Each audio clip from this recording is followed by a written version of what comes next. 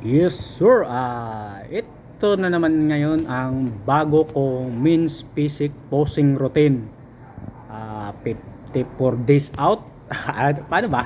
Tama ba yung bilang ko? Hindi sure, pero basta ganun. Ito na yung pinapractice ko. Ewan ko lang sa ano, i-research ko pa kung ano yung style sa posing routine sa IFBB. Kasi bawat federation kasi mag-iba-iba yung yung style ng posing. Means sa ibang mga kasi front at saka back lang yung pinapa-flex, tapos kahit sa posing routine nila maiigsi lang, ilang minuto lang, kaya kadalasang ginagawa rin sa posing routine nila parang front, side at saka back. Parang ganun lang kasi yan nga yung i-research ko, pero sa ngayon yan lang muna pinapractice ko para madali lang na naman pagka madali na lang mag-adjust eh.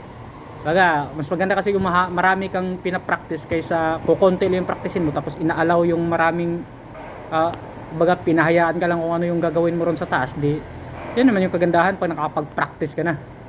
So pagka kunyari front, side at saka back lang, madali na lang magbawas. Kaya yun. Let's go!